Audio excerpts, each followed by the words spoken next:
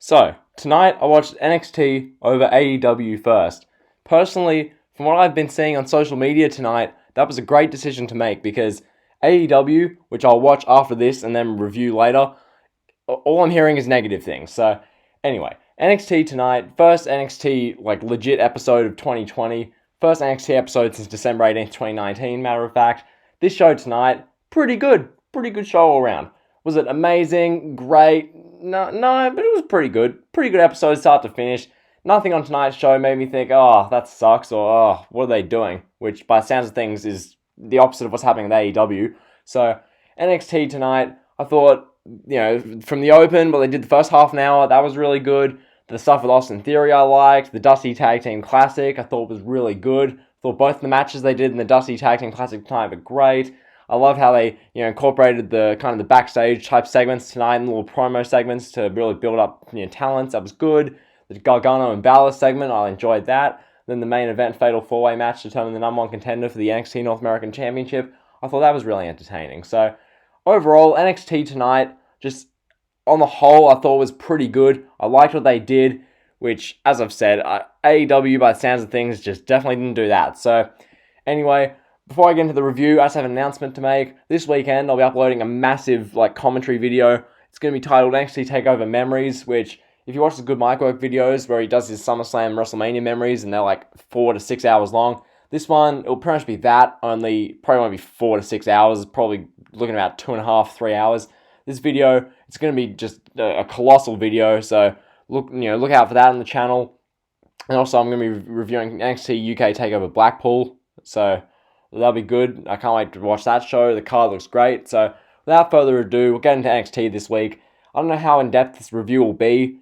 Some stuff on the show I've got in-depth notes for, but most of the show I'm just generally going to get through it because, I don't want to waste you guys' time just watching this review. So, anyway, we open the show. We get a recap of that December 18th, 2019 NXT episode, which was great. And then the NXT Awards a little bit. So, prepping us for a new year of WWE's A show. From here, we open with Rhea Ripley coming out. She's NXT Women's Championship around her waist. She literally doesn't really say anything. The crowd's chanting, "You deserve it." Then Toni Storm's music hits, which is great to see. Toni tells Rhea that she beat her once and beat her twice, and she'll beat her again.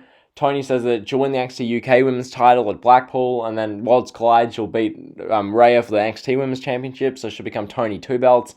That chant went around the arena. Then the UK Women's Champion Kaylee Ray came out and said that Toni won't win on Sunday. Io Shirai then storms down to the ring, literally points at Rhea's NXT Women's Championship and says mine, which was hilarious. Love Io Shirai. Bianca Belair then came out and she says that she has 20/20 vision. She's better than every single woman in the ring. Ripley then slaps Belair's hand. Then Candice LeRae's music hits. And Rhea's like, let me guess, you want to look at my title? And Candice is like, yeah. And then the babyfaces cleared the ring and we went to commercial. So, pretty good opening segment. Very simple. Just getting all the women on the show. Establishing what's happening with the women's division for Worlds Collide, TakeOver Blackpool, and then TakeOver Portland. All good. From here, 6-woman tag, Rhea Ripley, Toni Storm, and Candice LeRae taking on Io Shirai, Kaylee Ray, and Bianca Belair. I thought this was a pretty good way to open the show. LeRae did a suicide dive onto the heels before the picture-in-picture commercial. At the end of the picture-in-picture, we got Candice LeRae being worked over by Kaylee Ray, Io Shirai, and Belair. LeRae was worked over for 10 minutes of this match. It's all this match was. Basically, LeRae would be about to get a hot tag, and then Belair would make this miraculous save, and LeRae's in the air, trying to get a tag on Storm or Ripley, but she couldn't, so that was good. Kaylee Ray would hit a swanton bomb on LeRae. That's a nightmare to try and say. Then the match totally broke down to chaos, with each woman hitting a signature move, which led us into a commercial break. After the break, LeRae immediately hit a big poison rana to Lee Ray. It's a nightmare. Belair then rushed the ring and stopped everything. LeRae made the big hot tag to Toni Storm. Toni Storm was incredibly over with the Full Sail crowd. Shirai then hit a big backbreaker on Storm. Shirai went up for a moonsault, but then Belair tagged herself in. This pissed off Shirai big time, which is great. Belair had Storm up for a KOD. Shirai then had a massive missile dropkick to Belair before screaming at her and storming off. The heel team fell apart. Ripley then came in, unleashed on Belair with big knees for a Riptide and Belair for the pinfall victory. Afterwards, LeRae comes in with the NXT Women's Championship, looks at it, Ripley's give it back, and then LeRae eventually does, and they all pose the baby faces. That was good. I give this opener 3 stars. Ripley, Storm, and LeRae get the win. So from here, we'll move on. We get Mauro Ranallo urging everyone to donate and help towards the Australian wildfires, which, please do. Seriously speaking, like, Australia is like a mess right now. It's utter chaos. So from here, we go to an excellent Tommaso Ciampa video package. Ciampa says that being NXT champion for 238 days was the best 238 days of his life. He then says that he's determined to take down Adam Cole and save Goldie, which is great stuff by Ciampa. After an ad break, we get Keith Lee saying that no matter how many people he pins, he must keep proving himself, and he'll win tonight's main event. So then, we get the first round match in the Dusty Rhodes Tag Team Classic. The Forgotten Sons, Steve Cutler and Wesley Blake, taking on Imperium, Fabian Eichner and Marcel Bartel. Right away, I love what they did with the Dusty Classic. 4 NXT and 4 NXT UK teams. I think it's great and that works really well. Eichner, he had this protective face mask on, which I thought was pretty good. The match we got here was excellent. They didn't really give you the regulation style tag match where heels work over baby faces, then babyface come back and then the ending happens. This, because of how much time it was given, was very much it was a pretty rushed feeling, but what we got from that was really entertaining. These guys just went hell for leather, just going right after each other. Pretty much the early going of the match was all Forgotten Sons. They did this dual backbreaker on Eichner, then Cutler locked in a double leg Boston Crab on Eichner. So that was really good. Then Imperium delivered a series of sick tandem offensive moves on Blake. Cutler grabbed Eichner and smashed him on the barricade. Forgotten Sons and did a super kick fisherman's buster on Bartel. Then Eichner springboarded into the ring, hit a crossbody on Blake. They fell onto the cover and broke it up. Wesley Blake then did a series of fast-paced moves. Bartel kicked Cutler off the top turnbuckle. Cutler crashed out onto Riker. Then Imperium hit a European bomb on Blake for the pinfall victory. So, pretty simple. I'd give this 3.25 stars. Imperium advanced to the next round of the Dusty Classic. Not too much to talk about here. Pretty good, entertaining match. And we'll move on. So backstage, this was hilarious, by the way. If you haven't seen anything from NXT tonight, watch this. Basically, Matt Riddle's backstage. He's interviewed about his Dusty Tag Team Classic partner being Pete Dunne, because it's a really random team. So Matt Riddle, he was just hilarious. The way he handled this, he was doing the Riddle voice. He's like, bro, so I went over to Pete Dunne. I'm like, I'm the bro, you're the bruiserweight. We'll be the broserweights. So they're the broserweights, which is hilarious. So they're going to do great in the Tag Team Classic, I'm sure. I kind of hope they win it, personally, because that'd be sick. So we move on. Singles match, Austin Theory against Joe Quinn Wild. I was calling Wild.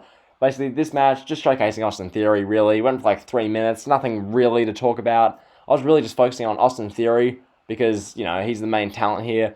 Just seeing how he carries himself and how he executes the moves. Pretty much his confidence, it's great to watch him perform. The ending where he sprung into the ring from the apron, then rolled through and took down Wild. I thought that was great. And then Theory delivered a TKO on Wild for the pinfall victory. So Austin Theory, he's going places. He used to be a bodybuilder. Now he's like a sports entertainer, wrestler. I think he's excellent. That match with Roderick Strong on Christmas Day was fantastic. This match here was pretty good. No rating. Austin Theory gets the win. So, that was that. From here we go backstage. Damian Priest, there's 2 women in his locker room. They help him put his vest thing on. He's saying that he'll win the first ever main event for NXT in 2020. Then he'll win the North American Championship, and his name will live in infamy forever, which I thought was pretty good.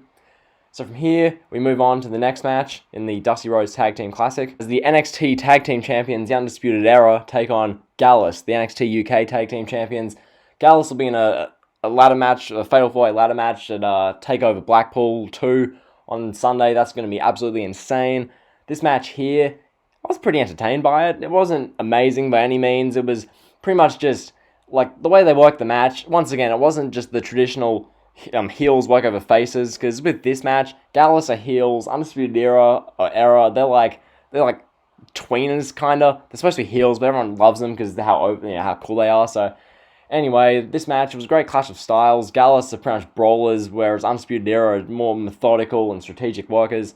Gallus came out of the gate in full control. They were just dominating, definitely playing more so the heels of the match. Wolfgang took the fight to the Undisputed Era. Mark Coffey would come in and dominate as well. Gallus looked very dominant during this. We got Wolfgang clotheslining O'Reilly on the apron, and he crashed hard back first and set apron, so that was good. We went to a commercial break. Came back and the Era were in complete control of the match. Gallus then took out the whole Undisputed Era, including Cole and Strong. Then O'Reilly and Fish collided. From here we got Coffey, Taggy and Wolfgang. This led to both teams going face to face. Gallus cleared the ring. Then Wolfgang assisted Coffey on a Fosbury flop to the Undisputed Era. From here, Gallus got in the ring. Then Adam Cole got in the apron, made a big distraction, did the interference. From here, O'Reilly and Fish hit the high-low on Wolfgang for the pinfall victory. So the NXT UK Tag Team Champs get defeated here. Good match, nothing amazing though. I'd give it 3 stars. Undisputed Era advance. From here, we get a recap of Gargano and Balor's little feud, which has been happening on NXT in the past few months. And then a Flash Morgan Webster and Mark Andrews video package. This leads us into the Johnny Gargano and Finn Balor segment. Gargano comes out and says that he's waited a very long time to get a live mic and talk about the Prince. Gargano is angry because Balor made Johnny Takeover miss a takeover. Gargano says that Balor's past is standing right here in the ring because he couldn't finish the job and take him out fully. Gargano then, I love this, he references 2016 when Balor got the phone call to move on after being NXT champion for a while. So perhaps Balor gets a phone call to move on from WWE, also NXT to WWE, and Balor couldn't wait to put the flag down and move on. Gargano then says that when he says he loves this place, he actually means it. Gargano says that he showed up when Balor put the flag down. Gargano buckled up the rocket ship and flew NXT to outer space to heights it's never seen before. And Gargano pretty much took NXT where it is today, which is largely true, to be honest. Gargano says that we, quote unquote, moved on and left Balor behind, and that eats Balor alive inside. From here, Finn Balor's music hits. Balor applauds Gargano and says that he's now Johnny Promo because that's clearly all he can do because he's not medically cleared to wrestle, which that was funny. Gargano's he's smiling because he cost Balor the NXT Championship. They have a funny exchange about that. Balor calls Gargano soft and tells him to quit crying. Balor then tells Gargano that he can go talk to Regal and get his quote-unquote moment against Balor at TakeOver Portland. So that was great. And then Balor finishes the promo by saying if he makes it that far. So Balor playing the seed of doubt in Gargano's mind. This match at TakeOver Portland should be great. I can't wait for it. TakeOver Portland is going to be excellent. Just by looking at what they're building towards, it's going to be fantastic. I'm still interested to see whether they do Ciampa versus Cole at Portland or they do it at TakeOver Tampa. Hoping they say that to WrestleMania weekend, but regardless whatever they do, I'm sure it'll make it work. So from here, we get a Cameron Grimes little backstage video. It's his turn to hype up this main event. Grimes is adamant that just one cave in, and then he'll win the match to become the number 1 contender for the NXT North American Championship. From here, we get Mauro Ranallo, urging us to donate for the Australian wildfires again, which, as I said earlier in the video, great cause. You guys should genuinely do that. And then we get a singles match. Mia Yim versus Kaden Carter. I didn't really care. I didn't take any notes for the actual match itself because, what, was Kaden Carter going to beat Mia Yim? Of course not. Mia Yim got the win. An interesting thing to note about this, the thing you guys probably need to take note of, afterwards, Mia Yim, she's shaking hands with Kaden Carter, they're showing respect, and then Chelsea Green, that's Zack Ryder's girlfriend, the one who was on Raw a couple of weeks ago, in an exhibition match, Chelsea Green comes down, assaults both women, takes them out. So Chelsea, she's walking back up the aisleway, and I'm thinking to myself, okay, right. And then this random guy in a suit, it's like a grey suit, he comes down with a microphone, he's got shades on, he says that, this is Chelsea Green, I'm Robert Stone, Chelsea Green's part of the Robert Stone brand, so I like this, having a managerial role, someone who, it's something different with NXT. You don't really see stuff like this, where Robert Stone, he's the manager, he's real owner of talent, he has his own talent base. I think that's really cool. So I like what they're doing there. It adds another dimension in the NXT women's division, so I think that's really good. So that should be great to see what they do with Chelsea Green. But I feel like she won't be in the championship picture for the NXT women's title for at least 9 months, at least. So anyway, from here we go backstage. Dominik Dijakovic says that he promised his family the North American Championship 9 months ago, and he must deliver on that promise up next. But that was great. Love Dijakovic. From here we get a second Tommaso Ciampa video package. Ciampa is adamant that Cole's legacy is tainted because Cole couldn't beat him. Ciampa talks about how he will take Goldie back from Adam Cole. Ciampa's yelling, the emotion, the look, it was great. He's in this kind of warehouse type thing. He's pacing back and forth. The lighting was really good. Tommaso Ciampa, Adam Cole should be sick. I can't wait for it. Sounds like a 5-star takeover match to me. So from here, we move on to our main event, Fatal 4-Way match to determine the number 1 contender for the NXT North American Championship, which is held by Roderick Strong. We've got Dominik Dijakovic taking on Damian Priest, taking on Keith Lee, and taking on Cameron Grimes. So, Fatal 4-Way. All these 4 men, I can understand why they're in it. Keith Lee, not as much. I think Keith Lee, Keith Lee should be doing a bit better than this, but then again, if you're not moving him straight up to the main roster now, I can understand why he's in this match. Dijakovic, I can completely understand why. This is like the perfect spot for Dominik Dijakovic. Alongside that, we've got Cameron Grimes, who, yeah, I can understand why he's here. He's got some good wins over Kushida especially. And then Damian Priest. Thank God Priest is moving on from the Killian Dane, Pete Dunne, little trifecta. Like, those guys were feuding forever. I swear, those guys just kept feuding. So basically, we get we get Damian Priest making his entrance before commercial. We go to the break. During the break, we get Dijakovic and then Cameron Grimes making their entrances. And then after the break, we get Keith Lee doing his big entrance, which, gotta love Keith Lee. He was incredibly over. He was wearing this just sick-looking, it was like silver kind of like overalls. And he had this like pink version of him with doing his like pose on his like shirt. So that was great. So yeah, Lee was incredibly over. The match itself, personally, I thought it was pretty good. It wasn't incredible, but pretty good match. So right out of the gate, we got Lee tossing Grimes like he's a piece of garbage, which I found hilarious. Lee and Dijakovic then had their like one-on-one face-off early, which was just excellent. You know, flashbacks to the 2019 just epics they had together. Lee went for a wicked spinning heel kick early. That was great. Dijakovic then tossed Priest. This is going to take some explaining. So Dijakovic picks up Priest, tosses Priest to Lee. Lee catches Priest. So from here, Lee sends Priest like into Grimes. So he like swings him into Grimes. That floors Cameron Grimes. And then Lee does the same thing with Priest to Dijakovic. So like Lee hits Priest into Dijakovic's gut. Dijakovic goes down. And from here, Lee powerbombs Priest for a near fall. Like, that whole thing was sick. Keith Lee is just nuts. He's just insane. So that was absolutely fantastic. I loved it. At ringside, Cameron Grimes, Dominik Dijakovic, and Keith Lee were exchanging like strikes and chops. Dijakovic and Grimes trying to work together to slow down Keith Lee. Lee, he like almost hopped up. He like grabbed Grimes and literally tossed him at the ringside barricade. From here, we got Priest. He like was about to do his like step up tope Kotiro, but then he saw Lee was like ready to abuse him. So then Priest like, no, I'm not doing that this time. And from here, we got Dijakovic and Grimes like going at Lee, and then Priest hit this like step up tope Kotiro on all three men. That sent us into a picture-in-picture commercial.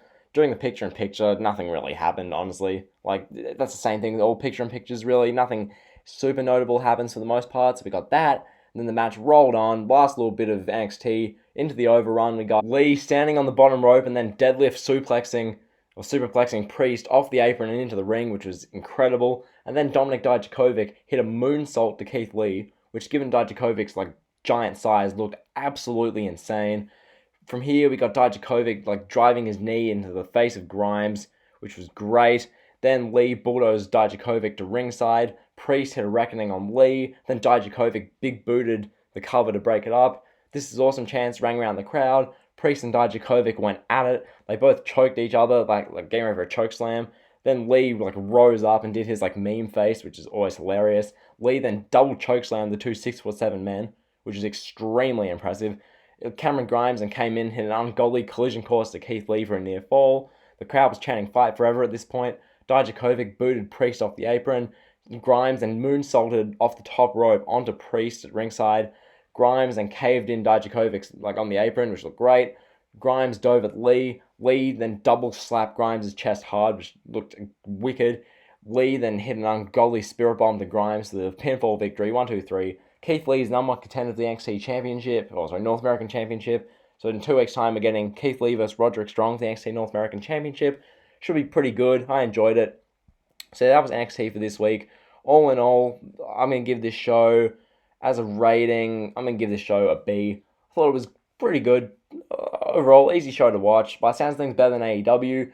This show, the main event, really entertaining. I'd give that main event probably 4, maybe 4.25 stars if you want to be generous. I thought it was really good. The Dusty Classic matches were good. Nothing great, but they were good. The opening stuff, the first half an hour of the women was pretty good. The Balor and Gargano segment was pretty good. And, I mean, yeah, that was pretty much it for NXT. The segments throughout the night with, interviews and whatnot was pretty good. So, yeah, the building towards Worlds Collide, that should be great. That should be a great, really fun show. Building towards TakeOver Portland, that show should be insane. Building towards NXT UK TakeOver Blackpool a little bit, because that's on Sunday. So, yeah, that's all we've got to look forward to. So, yeah, that's the video. Be sure to like, comment, sub. Hope you enjoyed. AEW Dynamite review coming in a couple of hours. Hopefully you guys will watch that as well. See ya.